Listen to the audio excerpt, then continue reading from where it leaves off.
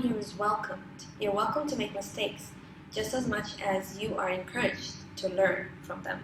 Tell us about the KG play and your role in the KG play. Well, for me, it's one of the things that I like the most doing here. Every single year when we assign a new play, from the moment we're assigning committees to auditioning kids, even auditioning teachers, it's a whole experience that I love doing and I love being part of. And one of the most significant things that I have noticed through the years of directing the play is how do the kids start and how they develop their skills, their presentational skills, their confidence on stage. There is one of the kids that I will never forget. She was actually stuttering and she was so passionate about acting that she worked on herself, just herself. No one helped her. Just when she acts and when she says her roles, she actually stops from stuttering. So she would normally stutter when she talks to you, but when she gets on the stage and it's time for her to say her role, she would just talk fluently and everything was amazing.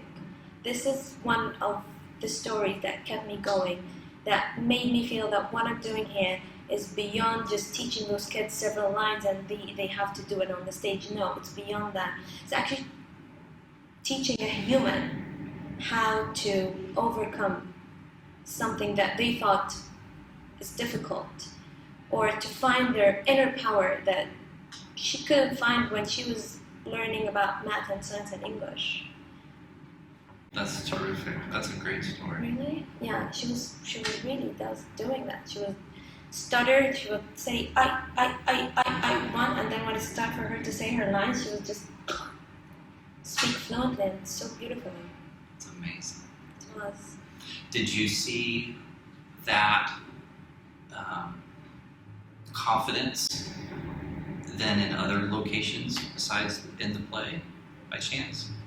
I don't think I have ever seen that. Really? Just in the play? Just in the play, because show and tell, probably it has the same presentational skills, but it's a very limited setting where you just have your friends and your teachers and of the play, because when we always rehearse, it's just the kids, the friends, some of the teachers. But on the day of the play, when the lights are on and the stage and the curtain opens and hundreds of people are sitting, people they know and people they don't know, kids usually get the stage fright, but watching those kids have this confidence and developing it and understanding that I'm not a kid anymore, I have responsibility, I have to do my job, I have to wait for my mic to open, I have to wait for my friend to say his line, I have to act, I have to pretend I'm tired, I have to pretend I'm happy. All this is things that no one can learn in class. And the fact that we do the KG play as a whole department play, we don't do it by class, we don't do it by stage, we do it from the whole nursery, starting from preschool up to KG2. It's also something that teaches kids to look up to their friends. When preschoolers see the KG2s and standing confidently on the stage, they get the sense like, oh, I want to be like her, I want to be like that. And I remember that one of the years we were actually remaking the Trolls, and the preschoolers would just wave to the girl who was Miss Poppy, the favorite troll, Princess Poppy, and they would wave to her like she's a celebrity or something. They would keep looking at her and say, oh, here is Miss Poppy, here is Miss Poppy. And she was so happy. She was actually waving back and telling me how the preschoolers now actually recognize her and that. So it was a very sweet experience to see a student who suddenly felt like, oh my God, I'm so important, I'm Princess Poppy. And to the preschoolers, to look up to a KG2 student, that's something that we teach them about life, to look up to people, role models. You can be anything just by having mentors, by having the right help on the right path. You can actually do everything. Now, is Miss Poppy, the student that played Miss Poppy, is that the same student you were talking about earlier, or is that a different student? No, that was a different student. So it's different. Okay, so when I do my editing, I have to mix those together. Yeah, every single year there is a story to be remembered, to be honest, if it's not many stories. I'm just telling the most significant ones, but there are many stories. I also remember there was one of the kids that I called him that, I always told him, you're against learning. He would never sit in a class sitting still. He would never he's not the kind of a student that would just sit there. He's always fidgeting and squirming. And I remember that when he auditioned, he was very disciplined. He was always the first on the rehearsal time. He was always on time, and he would memorize his line before everyone else. He would sit still when it's time for him to wait for his turn. And on the day of the show, his mic was not working. Something happened because things like that always happen, and his mic just stopped working, and one of his props fell. So he just looked at the audience, gave a big smile, pretending nothing happened, picked up his prop, and it was broken, and raised his voice to the max because he knew that the mic was not working and he wanted people to listen to him. I did not expect that. I expected he was going to panic and probably cry because he's 5 years old. That's what he did. And actually, after the play, I asked him, how did you do that? I mean, what made you think that you should raise your voice? Why didn't you just turn around and go back to the teacher? He said, because I wanted to show you that I can do it. I love it, and I wanted to show you I can do it. I was touched, I was impressed, and I felt important that my student actually wanted to impress me just by being his teacher and role model. That was something I'll remember forever. Talk about the activities that you use to teach the children. Well, basically, we have center-based classrooms. So our classes are divided into centers where kids actually get to self-learn and self-develop. The teachers are their mentors, yet we facilitate the learning rather than guiding the learning. So they can go to the art center and draw a new letter instead of just having the letter on the smartboard or just instructing them about the letter. They can go to the literacy center and make up new words, using sounds, using flashcards, using activities that we update on weekly basis.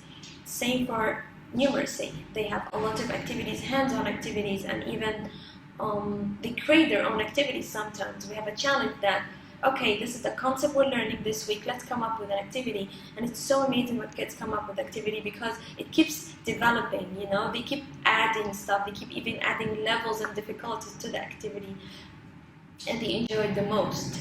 And they outsmart their teachers most of the time when they create their own activities because their world is not our world.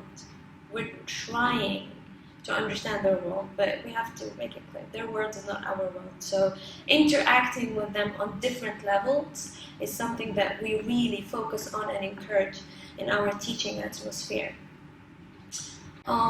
We also encourage them to compete with their colleagues in other classrooms. So it's not based on our class and what we do, it's rather based on what everyone is doing. We have the spelling bee. This is one of the challenges that they love. They love when they put on the headpiece of the bee and they keep buzzing with it and they race who is going to spell the right word first. We also like to enhance their communication and presentation skills. We have show and tell on weekly basis. We monthly theme. Sometimes it's talking about your country, sometimes talking about what you want to be when you grow up, sometimes it's just talking about anything you want. I had a kid once who got me a pot, and it was so interesting because he just got the pot and he was, he had this inner peace in him. Everybody was laughing, of course, including myself. I had a big grin and I was like, what do you have a pot for? So he said, I got you the pot because in this pot, Mommy cooks me my favorite meal. It's pasta. We boil pasta here, and then we make the salt in the same pot. That is my favorite thing. That was quite funny. I said, wow, you got the favorite pot. He said, no, it's not the favorite pot. It's the tool that makes my favorite meal. That's why I want to speak about the tool. Just a simple thing as a pot. He actually mapped it out as a tool for my favorite meal. This is something that we encourage, the critical thinking, the vision, the imagination. I had a student who actually made a whole robot from paper. And I was so proud of him that I went across the board from preschool to KG1, KG2, and I made him present it and show it to people. And he even told them, if I can make it from paper, I think I can make it from metal when I grow up. And those kind of situations or examples, it actually reflects the teaching that's happening in our school. And this is one of the most amazing things that I find very rich in our school, because the planning we make, the strategy we implement, the encouragement that we give to the students make them reach to that point of critical thinking, imagination, implementing, creating what they have learned, and even going beyond.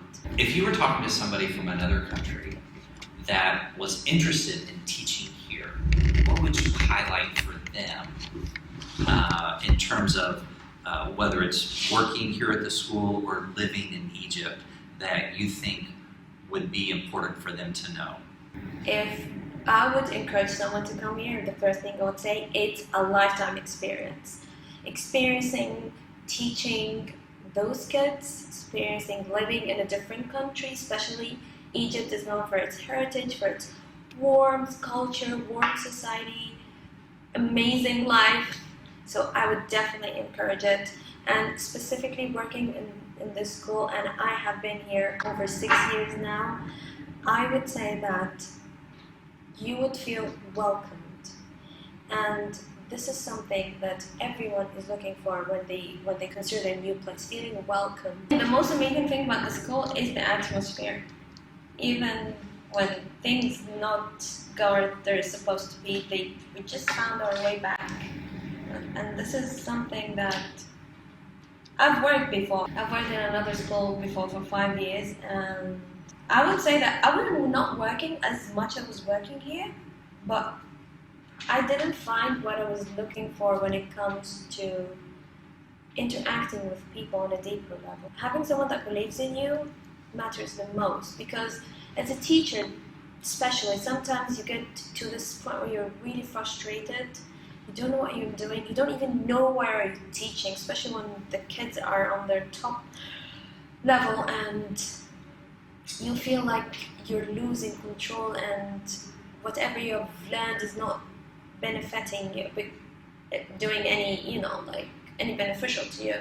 So having someone to believe in you, to encourage you, to keep telling you you're on the right track, just keep going, learn. You lack this, and we're going to help you to overcome it. This is something that I've never found in another place except in this school. And I have seen myself progressing, I've seen myself growing, and that thanks to my leaders and mentors who helped me, who've always been there for me. I even remember my principal once told me, she said, I see huge potential inside you, but I see a crust on that potential, and I will help you break this crust piece by piece. And she is helping me break this crust piece by piece. I'm not sure if the crust is all gone, but I can feel the venting light out of the crust. I can feel that my cocoon is breaking. I've been always teaching, but I haven't been effectively teaching except when I came to this place. I had a chance to interact deeply with my students, because usually teachers always take a stance back when it comes to interacting with their students. They call it keep it professional, or you should not interfere in students' life. But actually, one of the most important and beautiful things I found in this place, that they encourage it. They actually encourage you to be a part of your students' life.